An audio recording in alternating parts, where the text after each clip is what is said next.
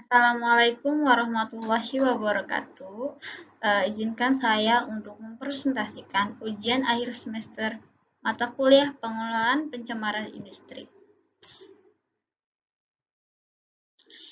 Sebelumnya, izinkan saya memperkenalkan diri terlebih dahulu. Nama saya Dinda Rizka Afsa Anjani dari FSB dengan NIM 200-259. Soal yang pertama, apa yang dimaksud dengan pengolahan limbah B3? Jelaskan.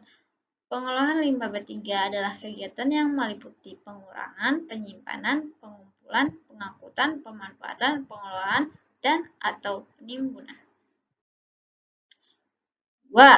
Sebutkan dan jelaskan karakteristik dan kategori limbah B3. Karakteristik limbah B3 suatu tergolong berbahaya beracun jika memiliki atau karakteristik seperti mudah meledak, teroksidasi, menyala, beracun, bersifat korosif, dan menimbulkan masalah kesehatan. Kategori limbah B3. Limbah B3 kategori 1. Limbah B3 kategori 1 adalah limbah B3 yang memiliki dampak akut, cepat atau tiba-tiba, dan berlangsung terhadap manusia, serta dampak negatif terhadap lingkungan hidup. Limbah B3 kategori 2. Limbah B3 kategori 2 adalah limbah B3 yang memiliki efek tidak akut, tunda, dan memberikan dampak tidak langsung bagi manusia dan lingkungan hidup. Limbah B3 kategori ini memiliki toksisitas yang cenderung bersifat subkronis atau kronis atau jangka panjang. 3. Sebutkan dan jelaskan fasilitas yang dibutuhkan di dalam penyimpanan limbah B3 berdasarkan kategori dan sumbernya. Salah satunya ini ada contoh penyimpanan bentuk bangunan yang seperti di gambar ini. Yang selanjutnya adalah contoh penyimpanan bentuk silo seperti yang ada di slide ini, dan selanjutnya contoh penyimpanan bentuk kontainer. Contohnya sebagai berikut. Dan ada juga contoh penyimpanan bentuk tumpukan atau wasteful. Ini adalah contoh tumpukan sampahnya. Dan ada juga contoh penyimpanan bentuk kolam.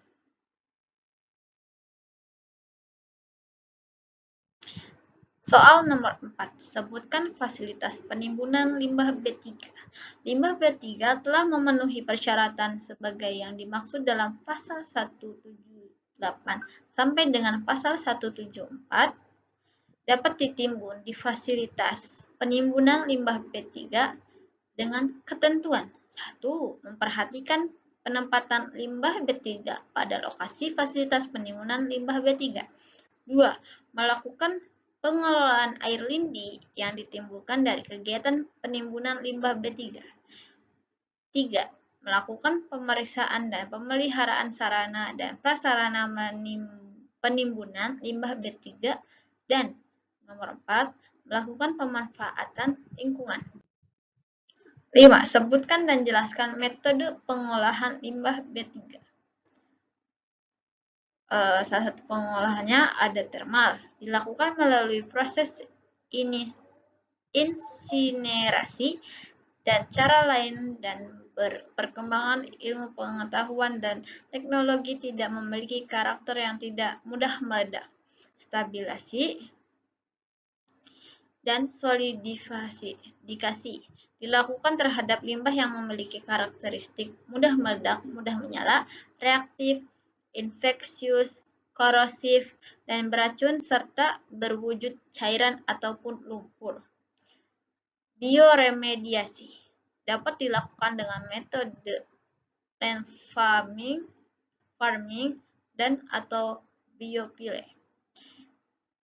Elektrogulasi dilakukan terhadap limbah B3 fase cair harus berada di daerah bebas banjir atau daerah yang dilakukan rekayasa dengan teknologi untuk perlindungan dan pengelolaan lingkungan hidup. Yang terakhir, yang selanjutnya, pencucian dilakukan terhadap pencucian tangki kapal pencucian kemasan limbah B3. Soal nomor 6. Tuliskan dan jelaskan fasilitas penyimpanan limbah B3 berdasarkan jenis dan waktu maksimal penyimpanannya. Yang nomor pertama ada bangunan, kategori 1 checklist. Sumber tidak spesifik, checklist.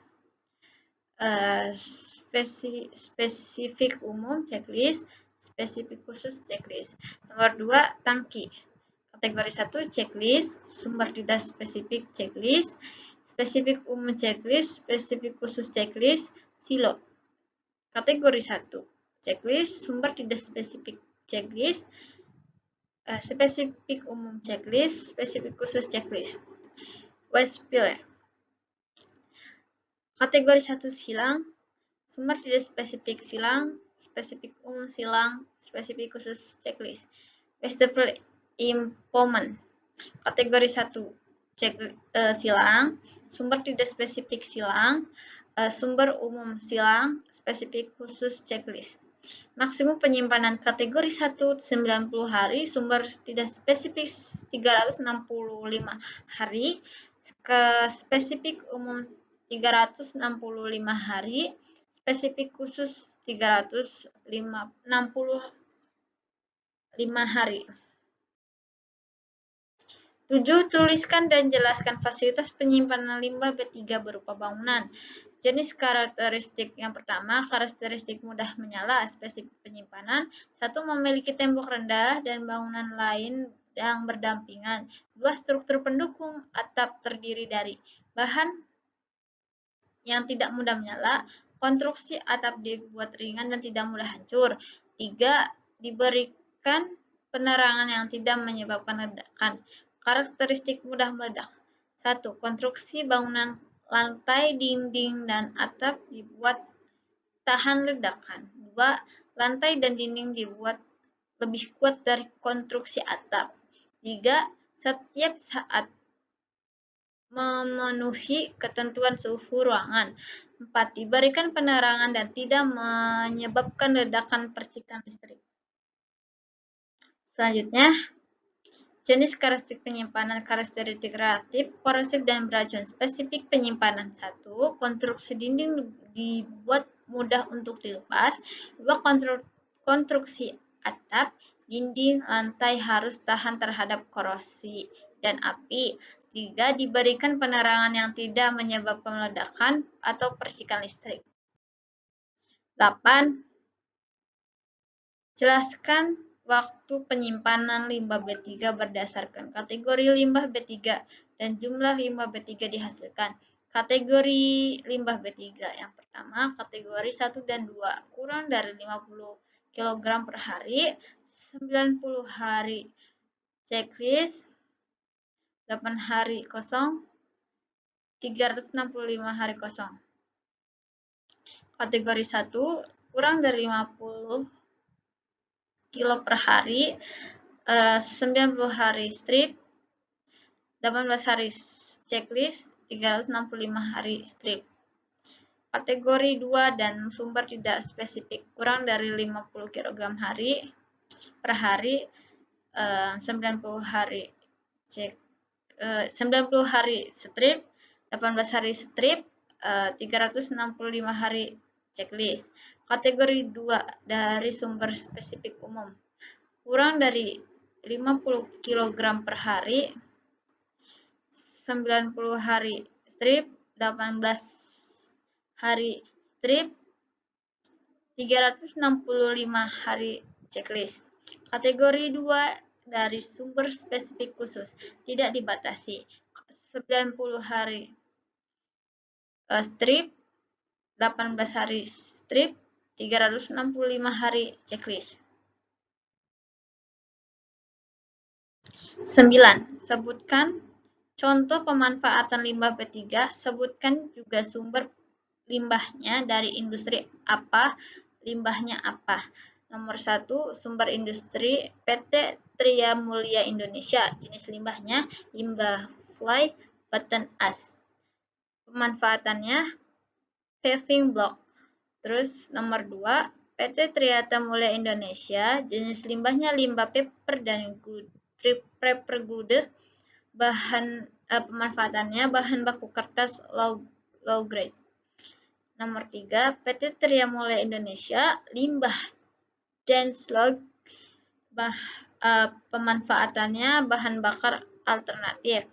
PT Tria Mulia Indonesia, jenis limbahnya limbah solvent bekas, pemanfaatannya itu dengan cara bahan bakar alternatif juga. 5. PT Tria Mulia Indonesia, limbah silika terkontaminasi. Jenis pemanfaatannya itu bahan baku industri berefaktori. Yang keenam, PT Mulia Indonesia, jenis limbahnya limbah kemasan bekas, bahan baku cara pemanfaatannya itu dengan cara bahan baku peleburan logam. Next, nomor 7, PT Tria Mulia Indonesia, limbah dengan kadar gas ASI dan VE 50%. Cara pemanfaatannya itu dengan cara bahan baku industri semen. Nomor 8, PT Indosemen Tbk Palimanan, jenis limbah itu limbah B3 dalam proses pembuatan semen. Cara pemanfaatannya itu dengan cara bahan baku alternatif. 9. PT Tria Surabaya Sudge Organik, cara pemanfaatannya itu dengan menjadikan bata merah. Nomor 10, PT Tria Surabaya, jenis limbahnya itu drilling shooting fly ash. Cara pemanfaatannya itu dengan cara menjadikan bahan baku beton. Nomor 10, sebutkan fasilitas pengangkutan limbah B3 berdasarkan kategori dan sumbernya, dan jelaskan ketentuan informasi yang harus ada pada kendaraan pengangkutan. Berdasarkan kategori dan sumbernya, yang pertama, pengangkutan limbah B3, baik yang dilakukan oleh penghasil limbah B3 atau pengangkutan limbah B3 yang dilakukan dalam tapak proyek yang sama namun melewati jalan umum. 2. Pengangkutan limbah B3 dari pengumpul limbah B3 ke pemanfaatan, pengolahan, atau penimbunan limbah B3.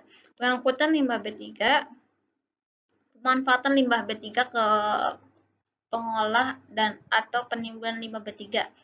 4. Pengangkutan limbah B3 dari penghasil limbah B3 ke pelabuhan untuk kegiatan ekspor limbah B3 yang tidak menggunakan kontainer.